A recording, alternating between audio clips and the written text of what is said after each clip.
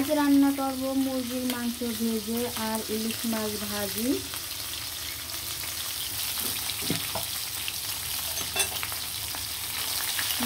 মুরগির মাংসগুলো দিয়ে দিলাম, দেওয়ার পর এখন লাল লাল হয়ে এসেছে। এখন কিন্তু আমি উঠিয়ে দিব। এরকম সুন্দর করে লাল লাল করে ভেজে নেবেন। ভেজে রান্না করলে কিন্তু আসলে অনেক স্বাদ।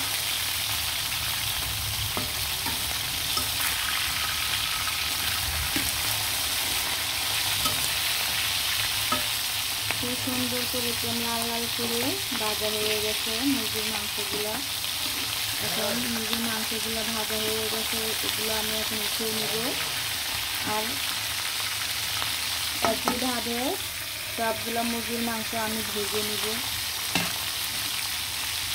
আর আজকে কিন্তু বাইরের ওয়েদারটা অনেক বৃষ্টি বৃষ্টি ভাব। সকাল থেকে অনেক বৃষ্টি হইতেছে সকাল থেকে। ভাজা মাংসগুলো কিন্তু আমি উঠিয়ে নিলাম, আর যে মাংসগুলো ছিল ওগুলো আমি সুন্দরভাবে দিয়ে দিলাম।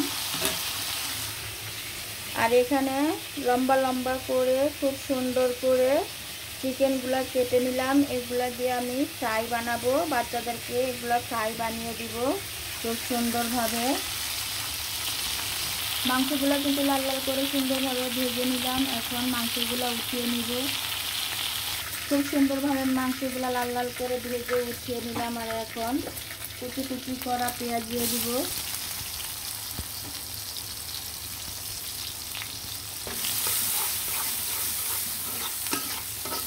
পেঁয়াজ দিয়ে গরম মশলা দিয়ে ভালো করে নাড়াচাড়া দিয়ে দিব।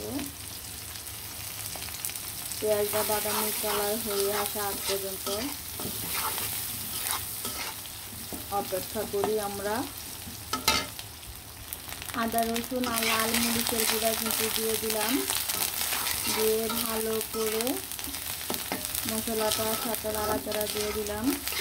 আর এক এক করে সবগুলা মশলা আমি দিয়ে দিব।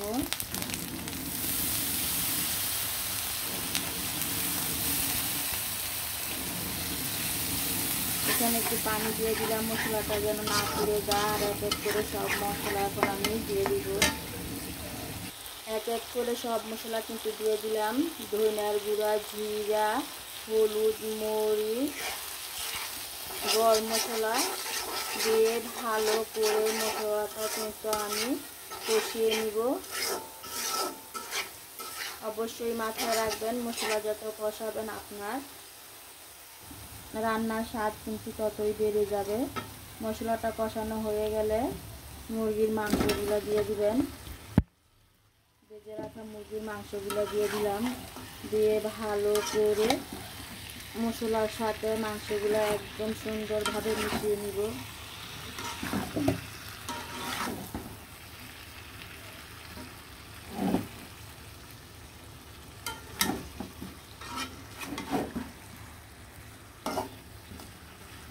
খুব সুন্দরভাবে নাড়াচাড়া দিয়ে মশলার সাথে একদম সুন্দর ভাবে কিন্তু মিশিয়ে নিতে হবে।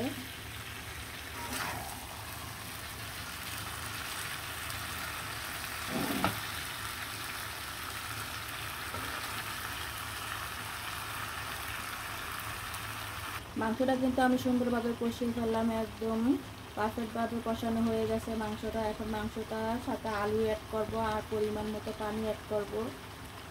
খুব সুন্দরভাবে কিন্তু কষিয়ে নিলাম মাংসগুলা। আর আলুগুলা ভালো করে ধুয়ে নিলাম, ধুয়ে ভালো করে দিয়ে দিলাম। আর এখন পরিমাণ মতো পানি দিয়ে দিব। পরিমাণ মতো পানি দিয়ে খুব সুন্দরভাবে নাড়াচাড়া দিয়ে দিব। যার যেরকম ঝোলের প্রয়োজন এরকম পরিমাণের ঝোল দিয়ে দিবেন। আমি কিন্তু খুব সুন্দরভাবে পরিমাণ মতো ঝোল দিয়ে দিলাম। দেখেন তরকারির কালারটাও কিন্তু খুব সুন্দর চলে আসছে। এখন ঢাকনা দিয়ে ঢেকে দিব সিদ্ধ হওয়ার জন্য। খুবই অসাধারণভাবে রান্নাটা করে ফেলবো। চটপট রান্না মুরগির মাংসের। এভাবে রান্না করে অবশ্যই খাবেন, দেখবেন খুবই মজাদার এবং সুস্বাদু রান্না। মুরগি এভাবে রান্না করলে ভেজে খুবই অসাধারণ, খেতেও কিন্তু অনেক স্বাদ। পোলট্রি মুরগা থেকে যে একটা গ্রান আসে সেই গ্রানটা কিন্তু কখনোই আসে না। খুব সুন্দর একটা স্মেল বের হয় যদি ভেজে রান্না করতে পারেন। আর এরকম সুন্দর করে কষিয়ে রান্না করে ফেলবেন, দেখবেন অসাধারণ মজা। আর সবাই ভালো থাকেন, সুস্থ থাকেন, সবসময় হাসি খুশি থাকেন। আল্লাহ হাফেজ।